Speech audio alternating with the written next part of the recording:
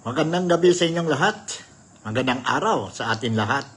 Kung nasaan man kayo ngayon, be it in Malaysia, kung nasa Pilipinas kayo o sa ibang nasyon. Ito po si Nico Fabian once again inviting all of you to participate in my January 17, Friday, Nick Talk, The Real Talk with Nico. Ang dami tayo po ang mga issues, topics na I want to talk to you, and of course, pasensya lang po, gabi tayo ngayon dahil kanina medyo busy tayo sa mga ibang schedules natin, ang mga appointments natin. But anyway, the reason why I wanted to come up with a vlogging or today, masking gabi na po, dahil I just want to show you ano ba talaga ang problema ng mga pro-impeachment against VC or Vice President Sara Duterte. Ang gulo ano po, no? Nakikita natin after this, the INC rally is very clear na even ang presidente, no? Presidente Marcos, he made it very clear that he's against this impeachment of VP Sara, obviously because wala nang time constraint na po, no? Wala nang time, waste of money, at saka ang dami pang problema ang gobyerno or ang Pilipinas, no? Ang Pilipinas. Instead of going for the impeachment, so wag na lang, better ang mga lawmakers natin focus themselves sa mga problema natin, no? Problema kagaya mga rising prices, ang natural calamities, no, we experience dyan sa Pilipinas, as well as other mga important issues po, no, very important issues, instead of pushing with this impeachment of Sara Duterte. And of course, I already mentioned in my earlier vlogging na mayroon din mga lawmakers natin po, dyan mga kongresista, dyan sa lower house natin po, medyo very sila, no? Very sabihin natin cautious sila when it comes to this impeachment. One of the reason is darating na po ang midterm election, and most of them will be participating in the midterm election scheduled on May 12. On May 12. So, ano ba talaga ang problema? Ang Makabayan Bloc, no? Ang Makabayan Bloc, nandyan pa rin, no? They still push, they still want to push ang impeachment. It's very clear already that there are some lawmakers, they already made it clear na siguro tuloy na lang tayo itong impeachment, and nobody is stopping them. Tuloy tayo ang impeachment after the election na lang, or during the 20th Congress, ang new Congress, no?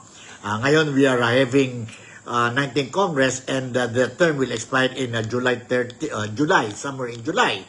July 1st po, July 31st, no? So maghintay na lang after the election para smooth running tayo, focus na tayo, ang mga lawmakers natin, ang mga government servants natin, focus na lang sa problema natin, and ang bigas and all these things ang problema natin. Pero nandoon pa rin. After last Monday, January 13, ang INC rally, which was attended by more than 1.5 million or 1.8 million people sa rally dyan sa Manila, and it is a nationwide rally. Ang daming tao po na participate sa INC rally. So, it's very clear na clear po, no? Peace and unity, kailangan ang Pilipinas ngayon. Yan ang sigaw ng organizers ng rally at saka ang mga participants, no? And they say, they agree, anong sinabi ni President Bongbong Marcos regarding the, stop muna tayo, ang impeachment trial or process ni VP Sara. Pwede naman maghintay po, no? Maghintay na lang tayo po. And for the betterment of everybody. So, sige po, straightforward na tayo po sa natin, sa mga issues natin today, no? January 17, dito po sa programa Nick Talk, The Real Talk with Nico. Ako mismo po, I'm not very happy with this Makabayan Bloc, no? they still insist na mag-push yun. Hindi ba pwede maghintay na lang tayo? Maghintay na lang tayo after the election or during the Congress, 20th Congress natin po by after the election. And then kung gusto talaga ninyo, it is already there, written in the Constitution that we have the right, no? To impeach whoever if we think there is a probable cause ay itong mga impeachable officers natin, government officers. Then let's push through. Pero at the moment, medyo mahirap po dahil wrong timing na po, no? Darating na election. And yun talaga ang malaking problema. So, okay, I was made to understand yesterday, Thursday, no? Yesterday, today is Friday, na nag-organize din ang pro-impeachment group. Isang rally dyan sa EDSA Shrine. At the same time, mayroon pa sila mga ibang schedule later on this month. And let's listen. Although, out of the, kung i-compare natin ang INC rally with more than 1.5 million na participants, itong rally nila po, no? Yesterday, na it was only participated by a few hundreds or maybe 1,000 po, no? 1,000 participants. Ang layo po when it comes to the number of participants compared to INC. So, okay. I will share with you itong footage muna, no? And let's listen to this news. News ba ito? Let's listen to this news po. Sandali. Okay. I am already confused na itong Makabayan Block. Itong mga pro-impeachment of VP Sara Duterte. Let's listen to this. Malinaw ang mensahe nila. Itong mga grupo ng misa dyan sa EDSA Shrine ngayong araw, masusundan pa ba yung pagtitipon na yan at malinaw ba kung ano ang kanilang mensahe? Oo, Corina, masusundan daw ito at malinaw na malinaw ang mensahe nila. Katunayan, sunod-sunod ang magiging pagkilos ng sectoral groups na ito para kumbinsihin ang mga mambabatas na pag-usapan at ikasana ang impeachment ni Vice President Sara Duterte. Pasado alas 3 ng hapon kanina, tinapos ang misang tinatawag nilang Misa ng Sambayanan sa EDSA Shrine. Dinaluhan ito ng ilang mga representante ng akademya, mga organisasyon ng kabataan at mga leader ng simbahan. Karamihan sa kanila ay complainants sa 3 impeachment complaint laban kay VP Sara. Ngayong araw, January 16, ang bisperas ng 24th anniversary ng EDSA 2, ang 4 na araw na pag-aalsa noong 2001 na nagpatalsik kay dating Pangulong Joseph Estrada. Muli, nagtitipo ng mga grupo sa EDSA Shrine para ipaglaban ang hustisya at katarungan. Nanawagan si Akbayan Party List Representative Percy Sandanya sa Kongreso na manindigan para sa integridad ng institusyon. Ipinaalala rin niya ang panganib ng mas lalong pang-aabuso kung mananalo si VP Sara sa 2028 presidential elections. Sa kasaysayan ng ating bansa, napatunayan mismo sa panulukan na ito na ang panalangin ay makapangyarihan, na ang panalangin ay kayang panagutin ang mga nang-abuso sa kapangyarihan. Without transparency, there can be no trust.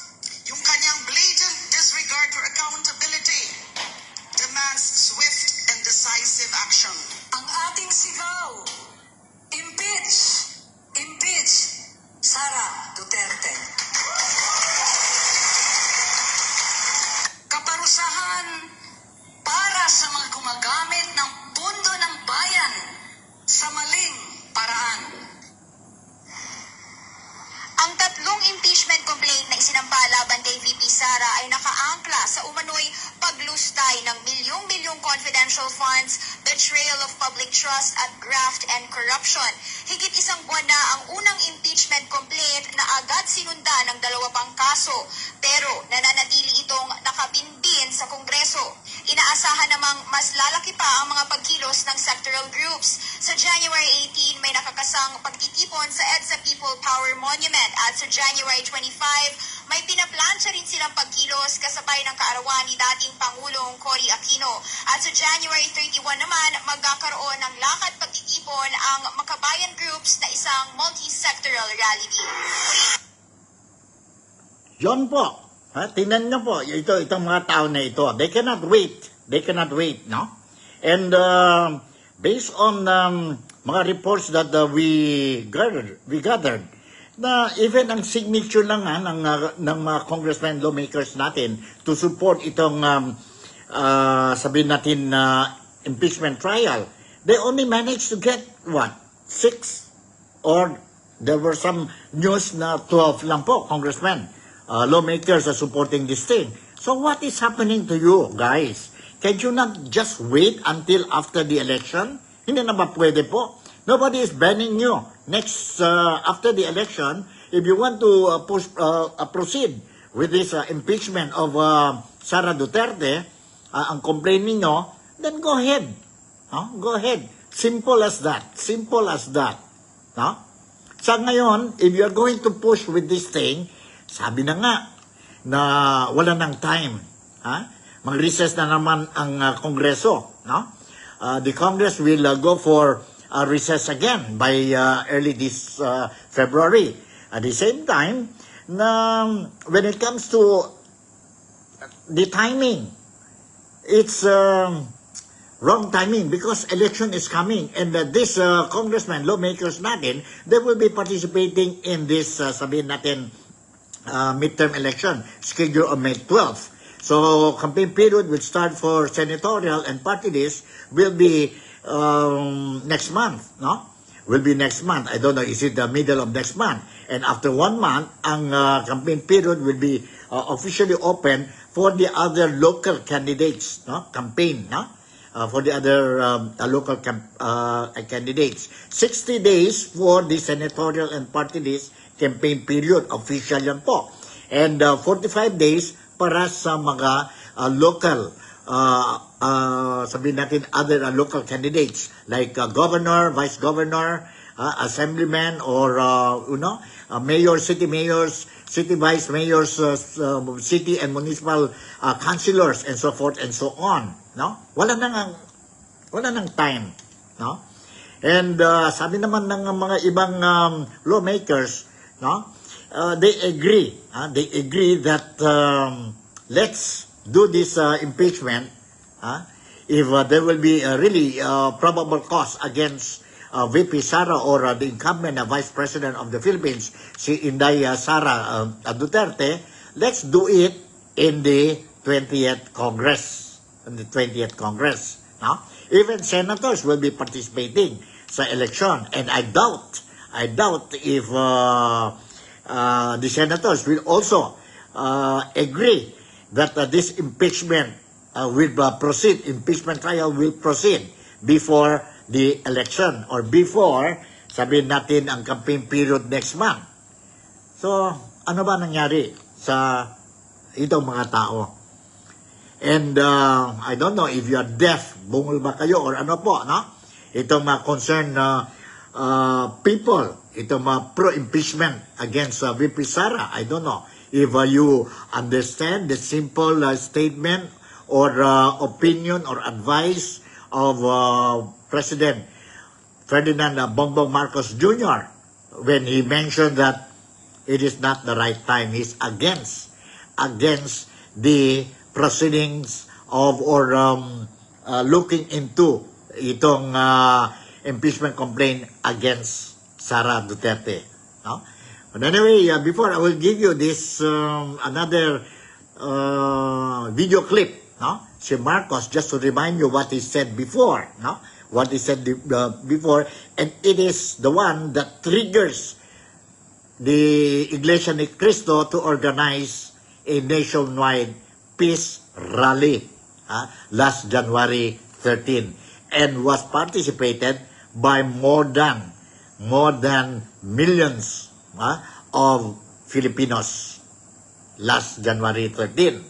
So, nandito po, and dedicated ito po para sa mga kaibigan natin, mga pro-impeachment against Sara Duterte. Shoutout muna tayo kay Dato Orlando Harumal, who is also watching my program tonight.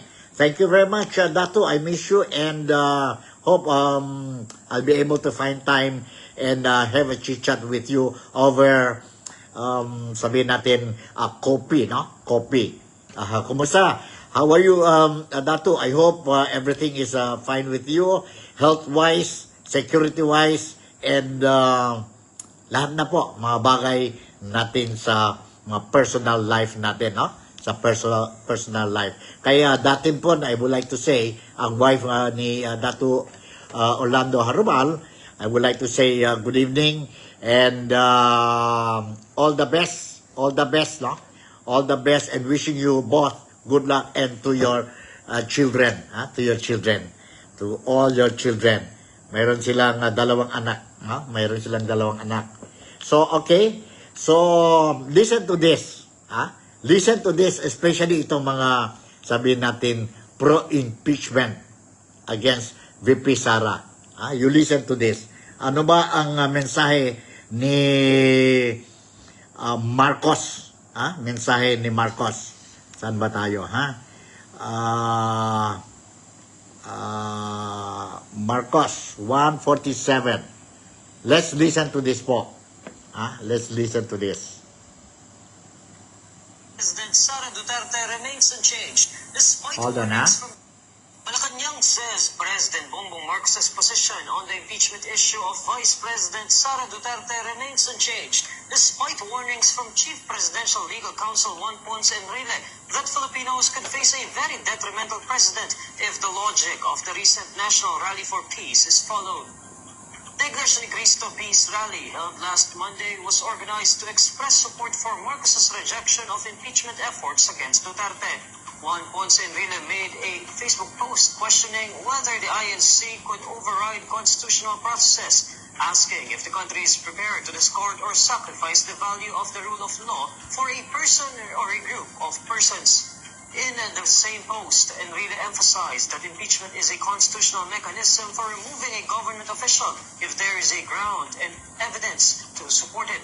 In response, Executive Secretary Lucas Bersamin highlights Marcos' commitment to fostering open discussion within his administration.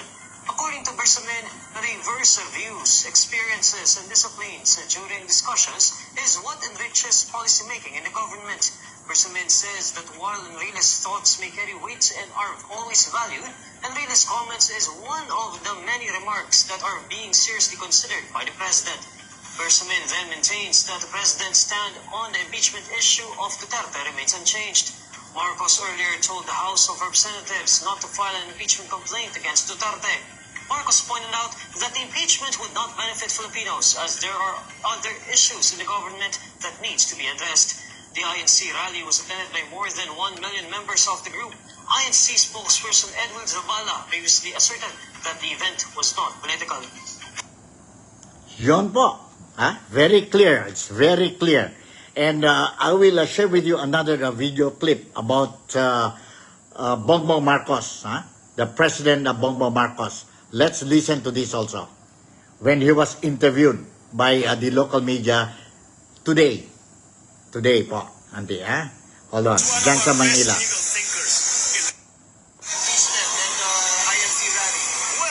JP is one of our best legal thinkers in the country, and he's right. There is a consequence to. There will be a precedence, and it will be very problematic. But but I still think that even if Congress is mandated to process this, Congress doesn't have the House doesn't have a choice. And the Senate doesn't have a choice once these impeachment complaints are filed. But I don't think that now is the time to go through that. So, paubayan na muna natin sa ating... As a practical matter, papasok na tayo sa campaign period. wala ng congressman, wala ng senador dahil nangangampanya na sila. Hindi tayo makakapagbuo ng quorum. And so as a practical matter, the timing is very poor. Thank you, Mr. President. Correct. The timing is very poor. Yan ang sabi ni, and I also agree, the timing is very poor. Election is coming. And what are you talking about the impeachment? Pwede ba maghintay na lang tayo po? Kayo, pwede ba maghintay na lang Makabayan Bloc? The opposition, can you just stop it and focus now, while we still have a few more weeks, focus on how to solve our problem. The high price of oil, the high price of electricity and power supply in the Philippines. The high price of rice, ang bigas po, grabe po ang bigas. No? And I'm happy that the Department of Agriculture in the Philippines, the secretary, is trying to do something to address the problem. But unfortunately, they are trying to address the problem. It is a cosmetic solution. They are putting a cosmetic solution para ipapogi, epal-epal po, no? To give them a good name and image that they are really concerned about the interest and welfare of every Filipinos, especially the poor and the near poor Filipinos. No? To tell you the truth, here in Sabah,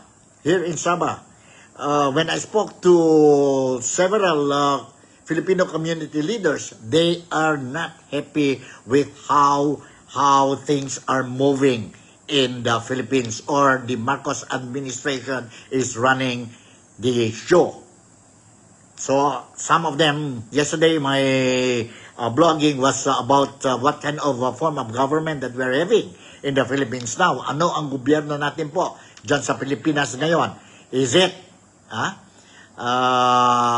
kleptocracy? Skeptocracy? Or what po? And do you know what is the meaning of kleptocracy? Okay. Let me inform you. Show you this kind of, or a little knowledge I have about the kleptocracy governance or government. In politics po, it is a form of government by individuals who primarily seek personal gain at the expense of those they govern. At the expense of the people, ibig sabihin. Group of people lang yan po. They're doing things for their own selfish motive. To gain something.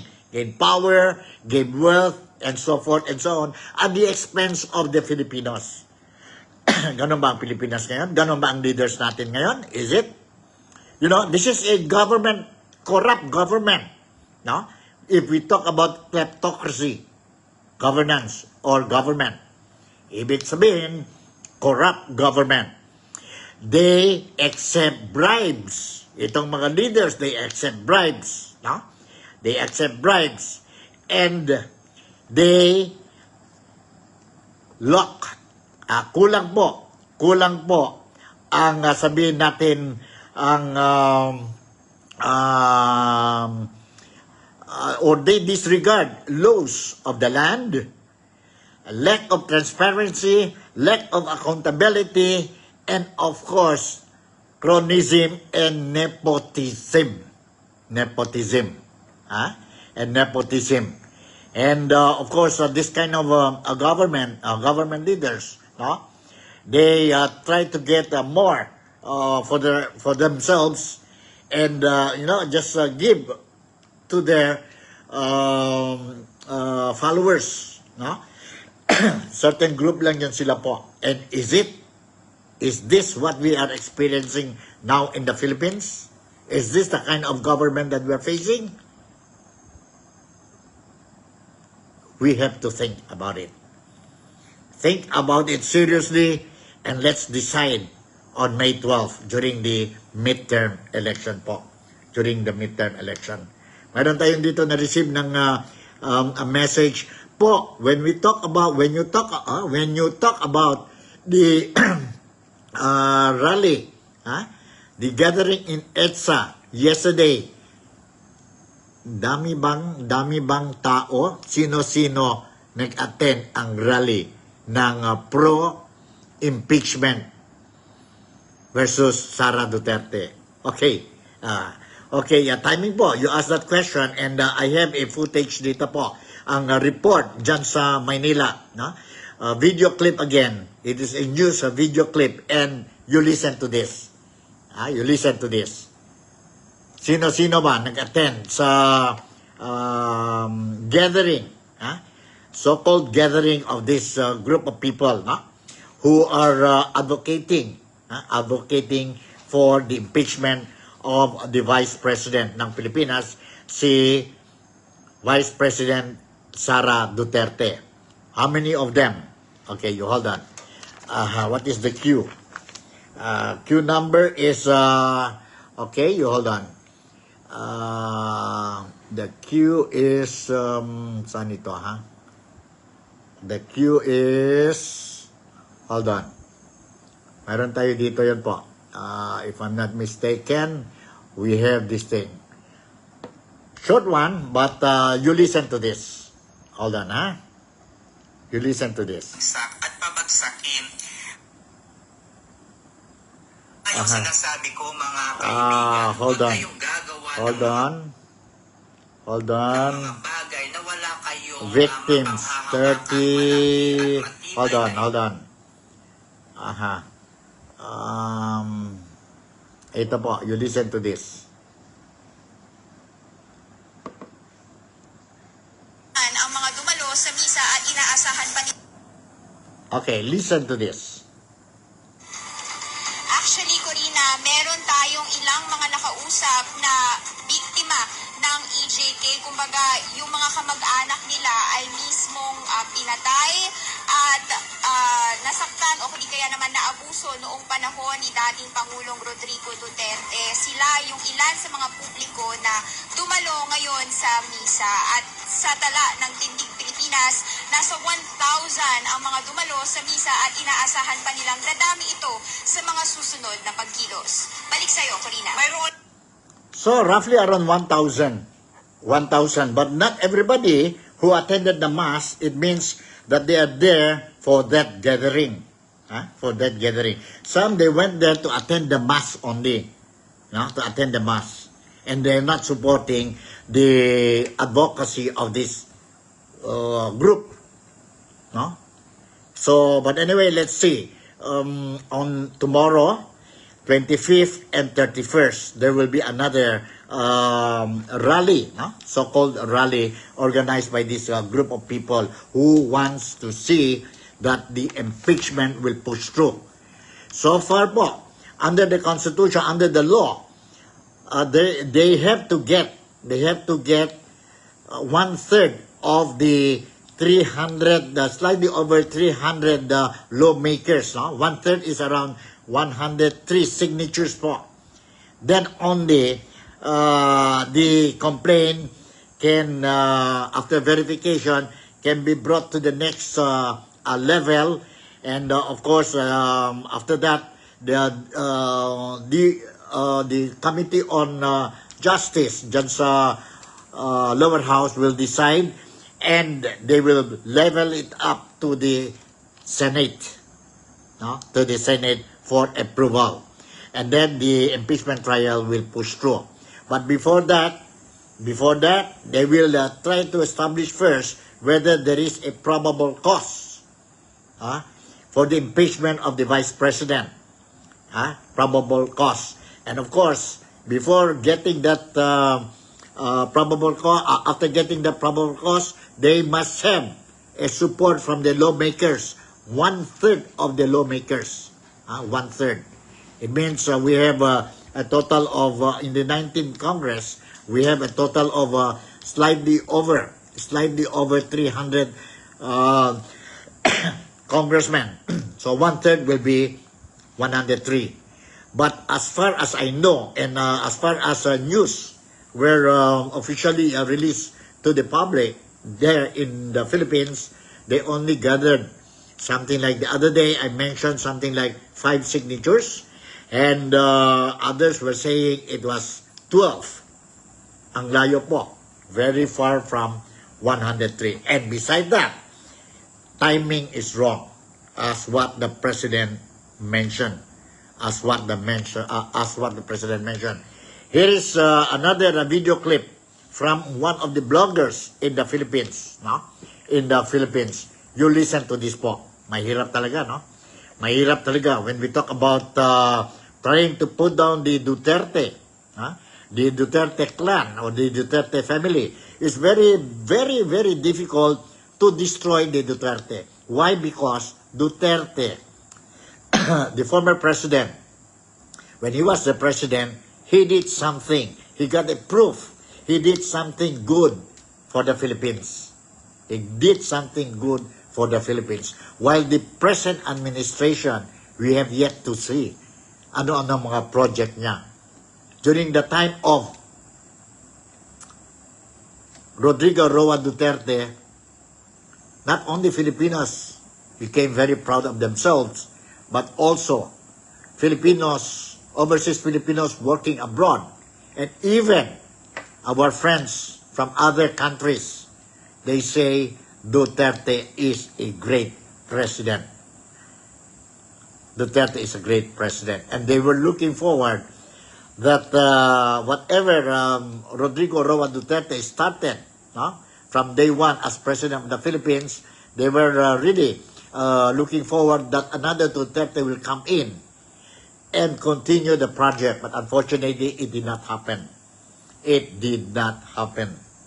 And now, Sara Duterte, because all this bashing against her, no, just recently she said she is now seriously considering to be among the candidate for the top post or for the president post in 2028. Maaga pa yata yung announcement, but it is not yet confirmed. She was just saying, seriously considering. And even that, seriously considering, ang dami na po mga Filipinos were shouting, Sara Duterte, the next president. Sara Duterte, the next president. Let's listen to this blogger. To this blogger po. No? To this blogger. Ay na ebidensya para mapabag... Hold on. Ito na nga yung sinasabi ko mga kaibigan, huwag kayong gagawa ng mga bagay na wala kayong mapanghahawakang malaki at matibay na ebidensya para mapabagsak at pabagsakin ang isang Duterte. Kasi wala kayo talagang lusot at hindi kayo makakalusot kahit saan at kahit ano pa mang pamamaraan ang gawin ninyo. Ngayon, yung NBI, yan, problemado sila ngayon kasi hindi nila mapatunayan na mayroong death threat doon sa sinasabi ni Vice President Sara Duterte na kapag siya ay pinatay, patayin si BBM, si Liza Araneta at si Martin Romualdez. Wala kasing kaso doon sa sinabi na yun ni Vice President Sara Duterte, so walang pwedeng ikaso laban sa kanya. Ano pa? Lahat na ng bintang, Confidential and Intelligence Fund, lahat na, no, naibintang na nila kay Vice President Sara Duterte, okay? Lahat ng binibintang nila kay Sara Duterte ay nagbubumirang sa kanila po bumabalik, lalong-lalo na yung mga Quadcom, no, na talaga namang sira na yung credibility, no? Sa susunod na video na to ay pag-uusapan natin yung kanilang mga ginawa. Kayo na po ang bahalang humusga kung iboboto nyo pa rin itong mga kandidatong ito na nasa 19th Congress, no? Dan Fernandez, Franz Castro, Arlene Brosas, Raul Manuel, Rods Rodriguez, Pame Gutierrez, Cristina Conti, Nery Colmenares, Shell Jokno, marami pang iba mga kaibigan. So Okay, that's it. And it's a blogger. And what he is saying, yes, I agree. It's not easy to put down the Dutertes. Why? Because may ebidensya sila. They have proof. May bukti. Right? People saw their capabilities, how to run, how to look after the interest and welfare of every Filipinos. And that is the reason why Filipinos, majority of the Filipinos, they are still shouting, Duterte, Duterte, come back. That's it, whether we like it or not po. That is exactly what is happening now. The administration, Marcos administration, unless Bongbong Marcos, President Bongbong Marcos, will do something now, then his future and the future of the Marcos name will go down to the drain. I'm sorry to say that. I voted for him last election. But I was hoping that he will continue what Rodrigo Roa Duterte started. But unfortunately, until now, I cannot see a tangible project he did for the Filipinos. See, despite of all the bashing against VP Sara, VP Sara's rating, trust rating, performance rating, she's still on top of the list. Although it dropped, but among the three of them, Marcos, Duterte, Sara Duterte, and Romualdez, Sara is still ahead of them. And worst thing worse, the Speaker Romualdez never, his rating never went up. Instead, opposite, it went down. And yet, he wants to be the Prime Minister. He wants to be the next leader of the Philippines. I think it's very impossible. I think it is very impossible. So, that's it. Hanggang dito na lang po ako. And I'll see you again tomorrow. And I will touch another topics. In the meantime, yun po. This is the situation now. There are still people, the opposition, they still want the impeachment will push through. Despite more than 1 million Filipinos already showed signs that impeachment should not be part ngayon sa 19th Congress. Bahala na kayo po. This is facts. Ito po, si Nico Fabian once again would like to say thank you very much for making me a part of your day today. Malaysia, Sabah, the Philippines. God bless us all. To all who watch my program tonight, thank you very much. God bless you. I love you and see you tomorrow. Bye.